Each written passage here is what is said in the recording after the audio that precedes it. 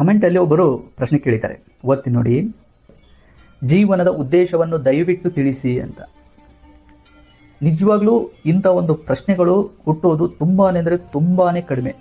ಆಧ್ಯಾತ್ಮ ಅಂದರೆ ಹೇಗಾಗ್ಬಿಟ್ಟಿದೆ ಅಂದರೆ ಮನುಷ್ಯ ಯೋಚನೆನೇ ಮಾಡಬಾರ್ದು. ಕೆಲವೊಬ್ಬರು ಆ ರೀತಿ ಬೋಧನೆ ಮಾಡ್ತಾರೆ. ನೀವು ಯಾವುದಕ್ಕೂ ತಲೆ ಕೆಡಿಸ್ಕೋಬೇಡಿ, ಆರಾಮಾಗಿರಿ ಅಂತ ಹೇಳ್ತಾರೆ. ಆರಾಮ್ ಆರಾಮ್ ಆರಾಮ್. ವ್ಯಕ್ತಿಗೆ ಇಂಥ ಪದಗಳನ್ನು ಕೇಳಿದ ತಕ್ಷಣವೇ ಹೌದಲ್ವಾ ಅಂತ ಅನಿಸುತ್ತೆ.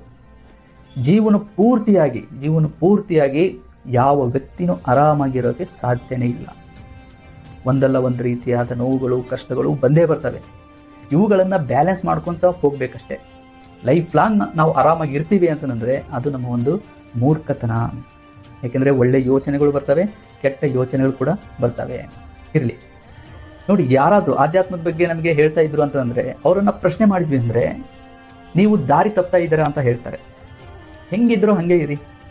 ಪ್ರಾಣಿ ಪಕ್ಷಿಗಳ ಉದಾಹರಣೆಗಳನ್ನು ಕೊಡ್ತಾರೆ ನೋಡಿ. ಅವೇನು ಯೋಚನೆ ಮಾಡ್ತಿದ್ದಾವ, ಎಷ್ಟು ಆರಾಮಾಗಿದ್ದಾವೆ ಅಂತ ಹೇಳ್ತಾರೆ. ಅವು ಆರಾಮಾಗಿದ್ದಾವೋ ಇಲ್ವೋ ಅನ್ನೋದು ಯಾರಿಗೆ ಗೊತ್ತು ಫಸ್ಟ್ ಆಫ್ ಆಲ್.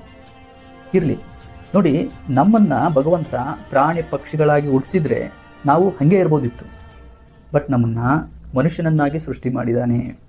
ನಮಗೆ ಬುದ್ಧಿ ಕೊಟ್ಟಿದ್ದಾನೆ, ಆಲೋಚನೆ ಮಾಡೋ ಶಕ್ತಿಯನ್ನು ಕೊಟ್ಟಿದ್ದಾನೆ. ಇವೆಲ್ಲ ಇದ್ದಾಗಲೂ ಕೂಡ ನಾವು ಯಾಕೆ ಯೋಚಿಸಬಾರ್ದು, ಯಾಕೆ ಪ್ರಶ್ನೆಗಳನ್ನು ಕೇಳಬಾರ್ದು?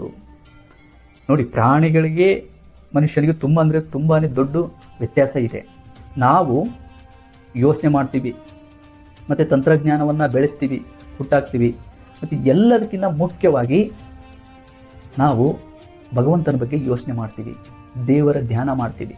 ಯಾಕೆ ಅಂದರೆ ಆ ಒಂದು ಚೈತನ್ಯ ನಮ್ಮಲ್ಲಿದೆ, ರೈಟ್? ಆತ್ಮ ಅಂತೀವಲ್ಲ, ಅದು ನಮ್ಮಲ್ಲಿದೆ. ನೋಡಿ, ಬೇರೆ ಪ್ರಾಣಿ ಪಕ್ಷಿಗಳು ಅವು ಊಟ, ನಿದ್ದೆ, ಕಾಮ, ಫ್ಯಾಮಿಲಿ ಅವಕ್ಕೂ ಇದೆ, ನಮಗೂ ಇದೆ.